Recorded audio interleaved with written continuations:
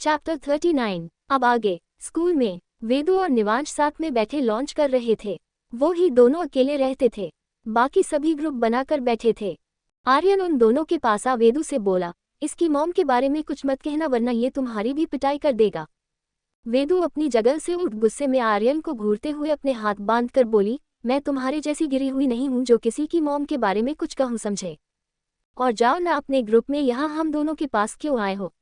हमें किसी तीसरे की जरूरत नहीं है, हम दोनों ही एक दूसरे के लिए काफी है समझे।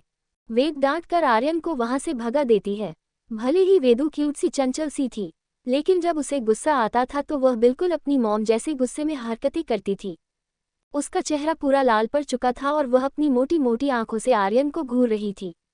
बेचारा आर्यन जैसे आया था वैसे ही दबे पांव वहां से वापस अपने डेस्क की ओर चला जाता है। लेकिन दरवाजे पर खड़ी जानवी सब सुन रही थी। वह अंदर आकर सीधा आर्यन के पास जा उसकी कॉलर पकड़ उसकी कमर डेस्क पर लगाकर बोली, कौन होता है तू मेरी बुआ जी और मेरे भाई के बारे में कुछ बोलने वाला?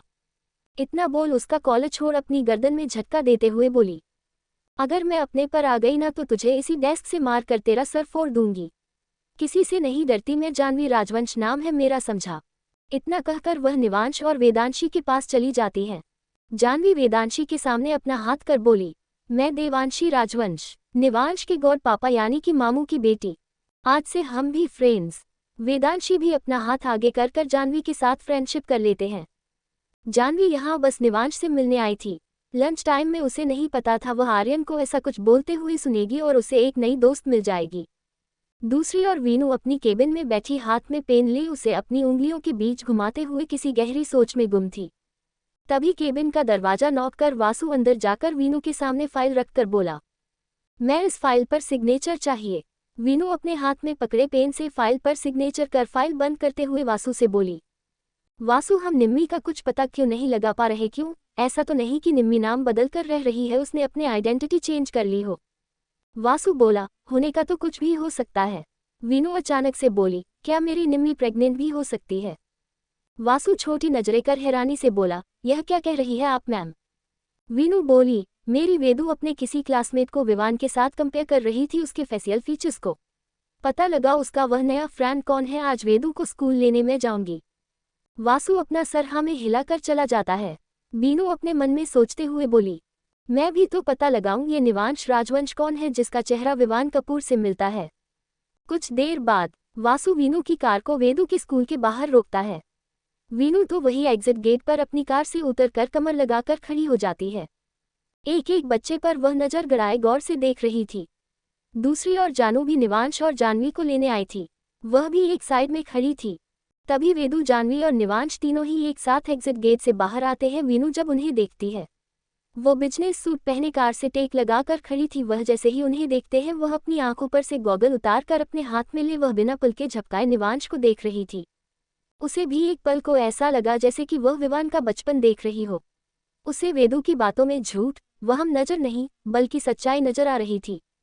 निवांश का चेहरा सच में विवान से मिलता है। वीनू जल्दी से आगे जा वेदु के पास जाती है। वह उसका हाथ पकड़कर बोली, तो यह है तुम्हारा नया क्लासमेट, न्यू क्लास का न्यू फ्रेंड्स। वेदु अपना सर हाँ में हिलाकर बड़ी सी स्माइल कर बोली, मामा meet my new friends, Jahnavi and Nivansh Rajvansh. तभी दूसरी ओर से जानू भी निवांश और जानवी को जानू लेने आ जाते हैं। वह दोनों के पास जा उन दोनों के बैग लेते हुए बोली, बच्चा अपने फ्रेंड को बाय बोलो और चलो। तीनों ही आपस में बाय बोलकर अपनी अपनी मॉम के साथ जाने लगते हैं और वीनू तो बस वहां खड़ी निवांश को जाते हुए देख रही थी। उसके मन में जानने की क्यूरोसिटी थी कि ये बेबी किसका है। वह जानू की ओर पलटकर अपनी छोटी नजरें कर सवाल भर जानवी से पूछता है, क्या मैं जान सकती हूँ कि आपका बेटा निवांश के फेस फीचर्स में अपने माँ पर क्यों नहीं गया? आई मीन आप पर क्यों नहीं गया? जानू मुस्कुराकर बोली, मैं इसकी माँ नहीं हूँ, मेरी सिस्टर इन लॉ का बेटा है, मैं बस इसकी गॉड मदर हूँ। वीनू कुछ सोच बोली, वो मुझे लगा आपके बेटे की शक्ल तो बिल्कुल आप में नहीं मिलती बल्कि इसकी शक्ल तो। खैर छोड़िए। इतना बोल अपनी बात को पलट देती है, मैं इनकी माँ से जरूर मिलना चाहूंगी। आपकी मम्मा का नाम क्या है? इतना बोल वीनू निवांश से सवाल करती है। निवांश पॉलिटली कहता है, निशिका राजवंश। वीनू की बच्ची कूची उम्मीद टूट जाती है पर वह फिर पूछती है, what's about your daddy? Nivansh अपने मन में सोचता है, मैं अपने डैडी का नाम तो किसी को बता भी नहीं सकता। फिर वह कहता है, आई हैव ए गॉडफादर। मैं अपनी डैडी के साथ नहीं रहता। मैं अपने गॉडफादर और गॉडमदर और मॉम के साथ रहता हूँ।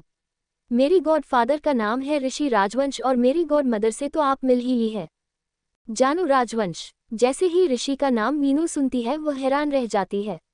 उसे याद आता है कि लास्ट टाइम ऋषि ही था जो निम्मी को अपने साथ लेकर गया था। कुछ सोच वीनू बोली, ऋषि राजवंश राजपूत इंडस्ट्रीज के प्रेसिडेंट। जानू मुस्कुराते हुए बोली, जी हाँ, क्या आप जानती हैं। वीनू अपने हाथों की मुट्ठी बना अपने गुस्से को कंट्रोल कर अपनी फेस पर स्माइल आते हैं। वह बोली, हाँ, उन्हें कौन नहीं जानता और मैं तो बहुत अच्छे से जानती हूँ। उनसे पूछिएगा कि निमिषिका ओबरॉय को कहाँ छिपा कर रखा है। ये सुन जानवी थोड़ी हैरान होती है लेकिन फिर अपने इमोशंस को कंट्रोल कर हैरानी दिखाते हुए बोली, मैं कुछ समझी नहीं, क्या कहना चाहते हैं आप। वीनू सीरियस हो बोली, अपने पति से यह सवाल कीजिएगा, वह आपको बहुत अच्छे से समझा देंगे और उनसे कहना कि ज़्यादा नौटंकी ना करें, भी चुपचाप मुझे बता दे कि मेरी निम्मी कहाँ है, वरना जिस दिन मेरे सब्र का घड़ा फूटेगा उस दिन उसके लिए अच्छा नहीं होगा। जानू को गुस्से से घूर वीनू वेदू का हाथ पकड़कर कार की ओर ले जाती है। जानवी बस अपनी हैरान और शौक हो बिना पल के झपका बीनू को जाते देख रही थी। उसे समझने में देर नहीं लगती कि वो कहीं ना कहीं निम्मी की फैमिली है, जो निम्मी को ढूंढ रही है, जिसे बस ऋषि जानता है कहाँ है, क्योंकि उसे भी नहीं भी और ऋषि को लेकर गलतफहमी हो गई थी। लाइक, शेयर, कमेंट, सब्सक्राइब करें।